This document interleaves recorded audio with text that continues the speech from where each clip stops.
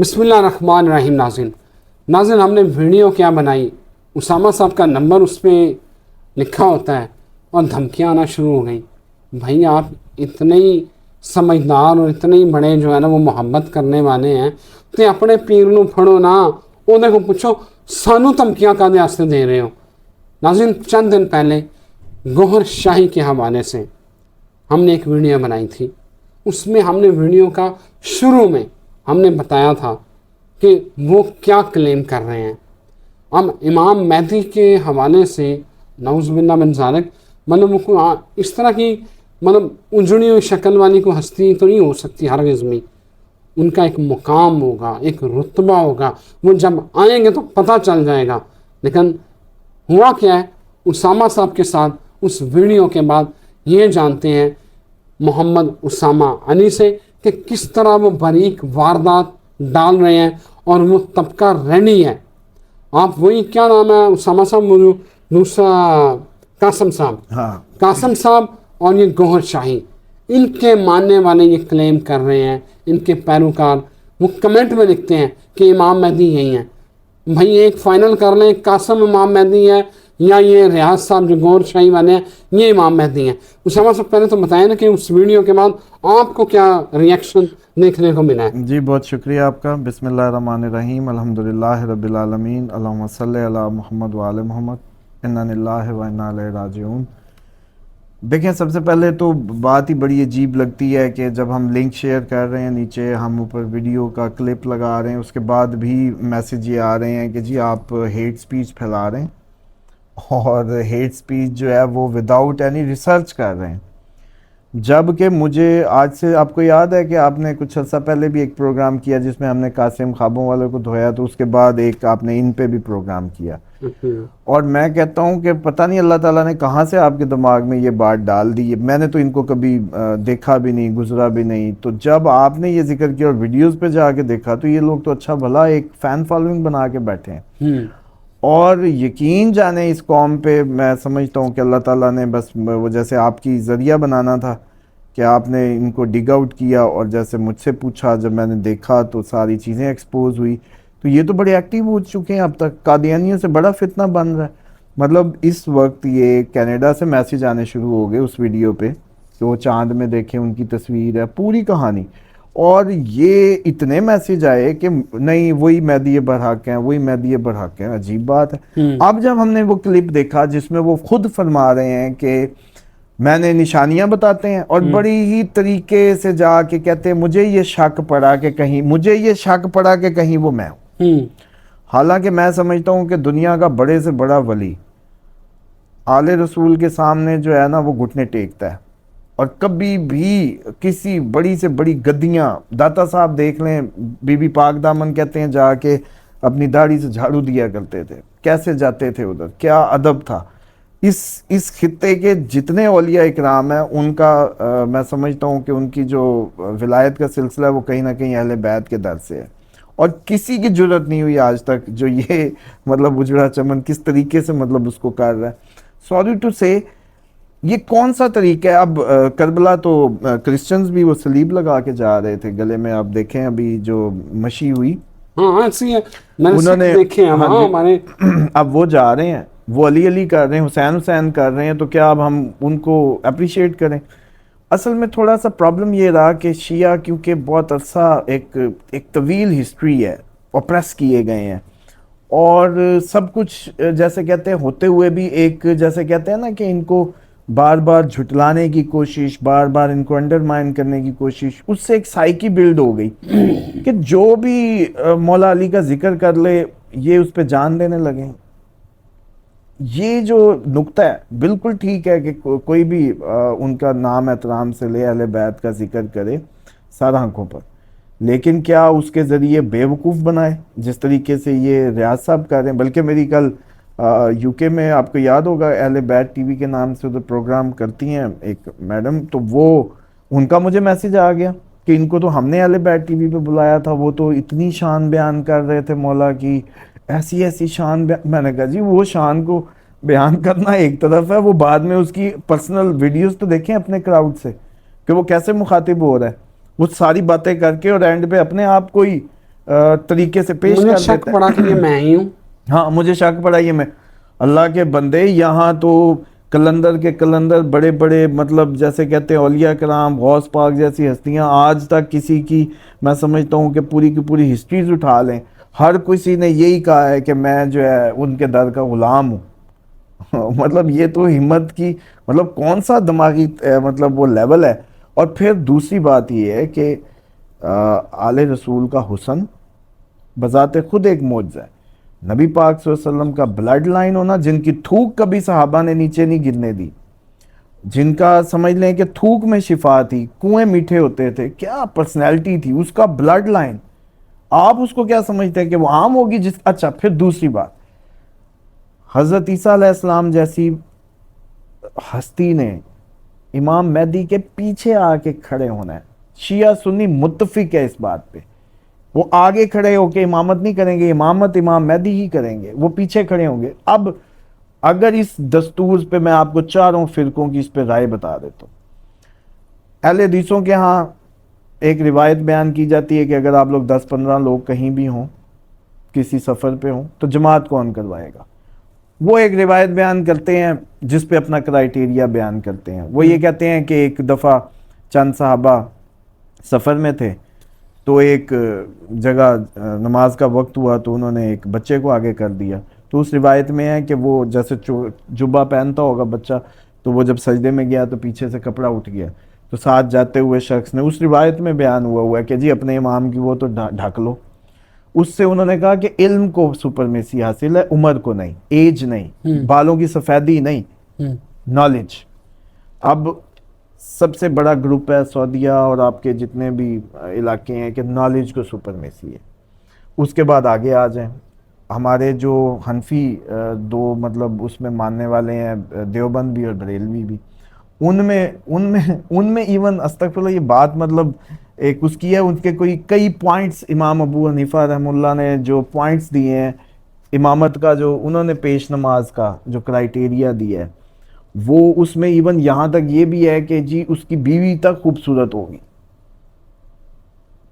ٹھیک ہے, اسٹرالوجیکلی ہم اور انداز سے بھی اس بات کو میں سمجھتا ہوں کہ انہوں نے درست فرمایا ہے, یہ ٹھیک بات ہے. لیکن بہرحال بات میں صرف اتنی بتانے کی کوشش کر رہا ہوں کہ ان سارے کرائیٹیریوں پر بھی جس پرسنالٹی سارے متفق ہو جائیں, اور شیعہ کا تو ڈیفینیٹلی محمد کا جو بات ہے یا جو انداز ہے وہ انٹائرلی ڈیفرنٹ ہے, ان کے پیچھے حضرت عیسیٰ نے آ کے کھڑے ہونا ہے. اور اب اس بندے کی حالت دیکھیں, اس بندے کی وہ دیکھیں, اور پھر باتیں دیکھیں, اور مطلب اچھی باتیں دیکھیں. یہاں کئی واصف علی واصف صاحب جیسی ہستیاں گزریں, کئی فلاسفر آئے ہیں, اقبال جیسے کئی گزر گئے. حضرت علامہ اقبال کیا فرماتے تھے, روک دیتے ہیں شریعت کے تقاضے ورنہ میں فاطمہ کی لاحد کا طواف کرتا. کیسی کیسی باتیں کر گئے. بات صرف یہ ہے کہ سر یہ لوگ ٹوپی ڈرامے ہمیں یہ سیکھنے ہیں, اپنی عوام کو سکھانے ہیں. بلکہ آپ نے یاد ہے ہم نے جب پچھلے دنوں سیریز کی 12 علم بلند ہوں گے مدینہ کے گرد و نواح سے, جب امام ظہور فرمائیں گے, اور ان میں سے سارے حق پر نہیں ہوں گے, کیسے پتہ چلے گا.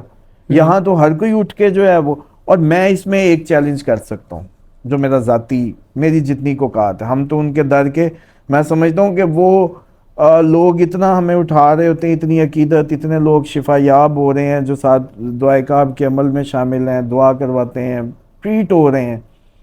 اس کے باوجود ایک لمحے کے لیے یہی شک رہتا ہے کہ کہیں وہ ہمیں اپنے بندوں میں مان لیں, وہ ہمیں پہچان لیں اور مان لیں, بس اس سے بڑا اعزاز ہی کوئی نہیں ہے. اسامہ صاحب یہ لوگ اٹھ کے, اللہ تعالیٰ ان کو ہدایت دیجیے. اللہ اسامہ صاحب سوال میرا یہ تو چلیں ان کی مطلب پیروکاروں کو بھی اللہ ہدایت دے جو ان کے ماننے والے ہیں کہ امام مہدی جو ہے نا وہ اس طرح کی کوئی شخص نہیں ہو سکتا.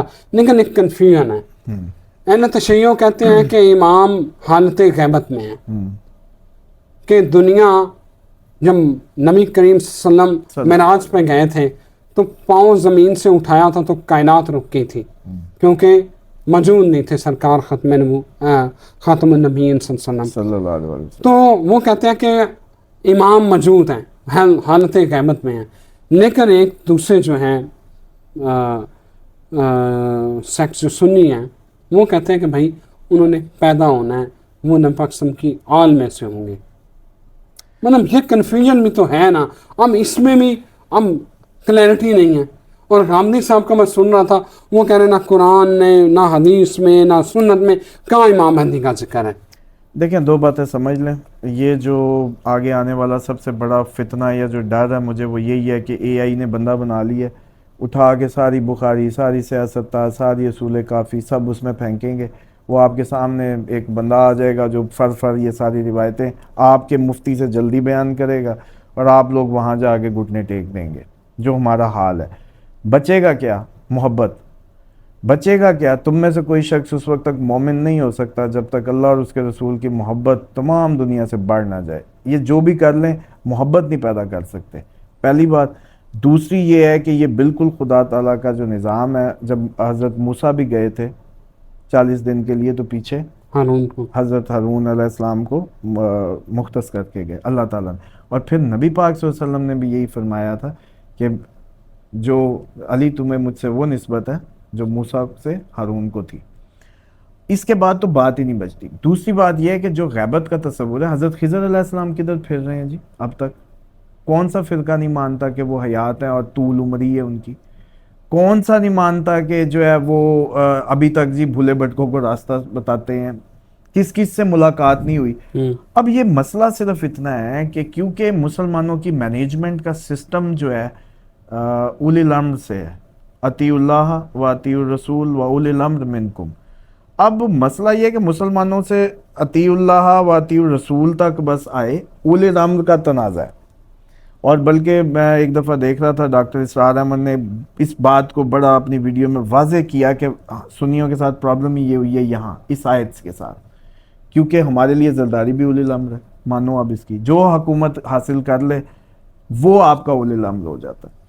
تو مسئلہ مینجمنٹ ہے. اللہ کی زمین پہ اللہ کا نمائندہ ہی حکومت کا حق رکھتا ہے، ورنہ آپ یہ دیکھ لیں اس ٹائم دنیا جو آپ کی بن گئی ہے، کتنے انہوں نے ترقی کر لی ہے، لیکن پھر بھی یہ اس ٹائم انسانیت اب تک اتنی ڈیولپ ہونے کے بعد سب سے خطرناک ترین فیز سے گزر رہی ہے. یورپ کبھی بھی atom bomb, India Pakistan China جنگ کبھی بھی، اسرائیل عرب کبھی بھی.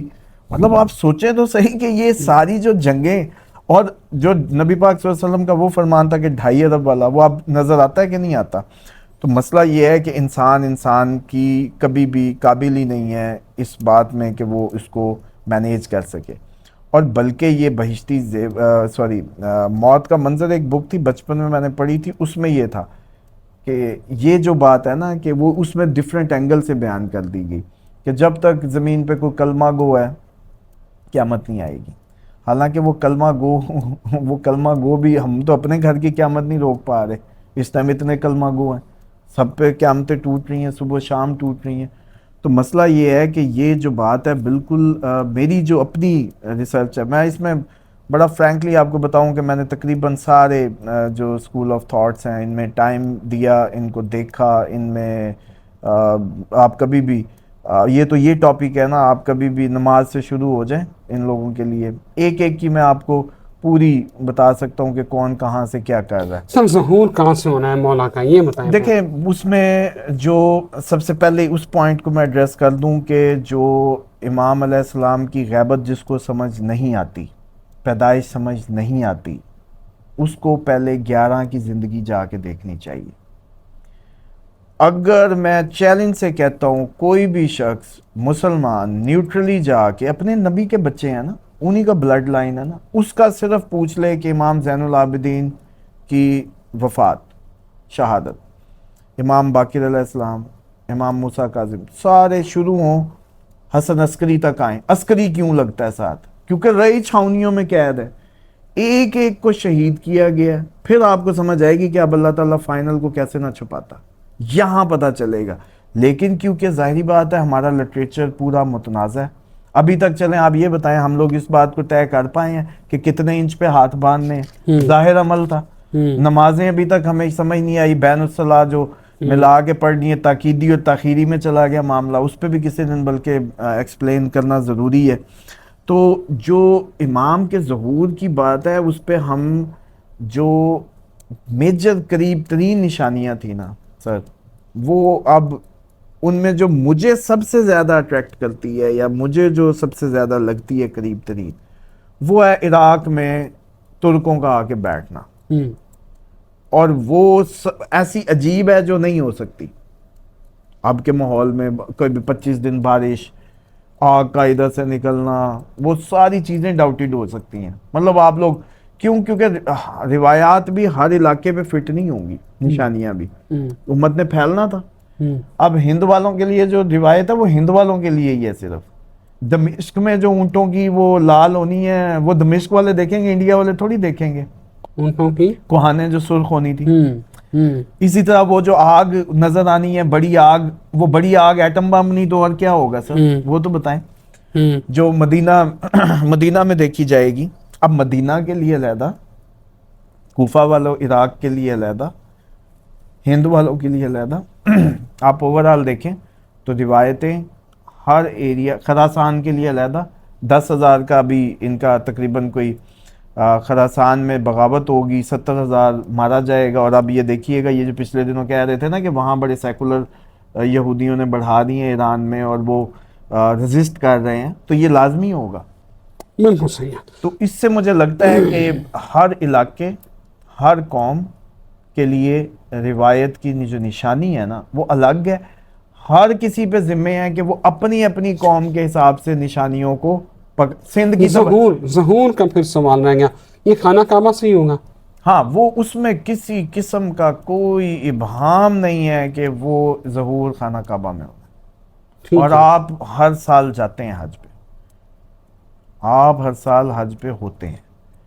اور غیبت پہ ہم پہلے بھی بتا چکے ہیں، موسیٰ غائب نہیں تھے اپنی قوم کے لیے، انتظار کر رہی تھی قوم. وہ ادھر حضرت شعیب علیہ السلام کے پاس تھے، ان کے لیے غائب تھے. یہ ابھی بھی انتظار کر رہے تھے موسیٰ آئے گا ہماری جان چھڑائے گا. پوائنٹ سمجھیں. اور باقی جو ایج کو روکنا، اصحاب کہف کا کتا 700 سال بعد اٹھ کے کھڑا ہو جاتا ہے، عجیب بات ہے. مطلب وہ عام بندے ہیں، اللہ کے بندے ہیں. وہ اصحاب کہف کا جو واقعہ ہے ذرا اس پہ غور تو کریں. 700 سال آپ کو یہاں اپنا وہ امام سمجھ ہی نہیں آ رہا جس نے آگے دنیا ہی بدل دینی ہے، جس نے تمام نبیوں کا مشن پورا کرنا ہے.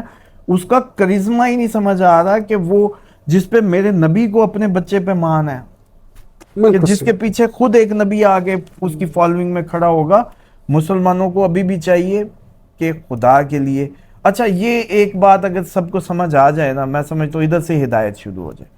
سب سے پہلے تو مقابلے کیا کریں تقویٰ کے، کہ کون سی سم ڈالوں تو میرا تقویٰ زیادہ اچھا ہوتا ہے، میری زندگی زیادہ بیٹر ہوتی ہے. اہل بیت کی سم، محمد کی سم ڈالیں. میں کہتا ہوں ایک بار ساری ڈال کے سگنل چیک کر لو بھائی. دوسری بات یہ ہے کہ سر یہ جو فرقوں کی بحث ہے، آپ کا کیا جی کمال ہے کہ آپ سنی پیدا ہو گئے؟ آپ کا کیا کمال ہے آپ شیعہ پیدا ہو گئے؟